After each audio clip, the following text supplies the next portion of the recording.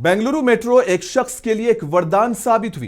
कर्नाटक में पहली बार liver transplant के लिए मेट्रो के जरिए उसे ट्रांसपोर्ट किया गया, जिसने 31 किलोमीटर का फासला सिर्फ 55 मिनट में ही तय किया, जिसने नौजवान की जान बचा ली। ये भारत में मेट्रो के जरिए आज़ा की दूसरी नक्लो हमल है।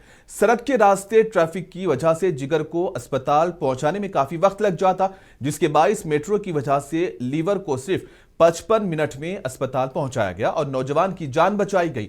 बता दें कि एक सड़क हादसे में 24 साल नौजवान की मौत हो गई और उनके घर वालों ने एक बड़ा फैसला करते हुए नौजवान के लीवर को डोनेट कर दिया। तो वहीं इस लड़के का जिगर हेपेटाइटिस में मुब्तला नौजवान को दिया गया। हेपेटाइटिस में मुब्तला नौजवान 2 माह से लीवर ट्रांसप्लांट की वेटिंग लिस्ट में था, जिसके बाद अस्पताल इंतजामिया ने एक मंसूबाबंद तरीके से ग्रीन कॉरिडोर के जरिए इसे दूसरे मरीज तक पहुंचाया, जिसके बाद ये वीडियो सोशल मीडिया पर वायरल है। जबकि मेट्रो ने वाइल्ड फील्ड से राजा राजेश्वरी नगर तक आज़ा के अतिये के मिशन में अहम किरदार अदा किया।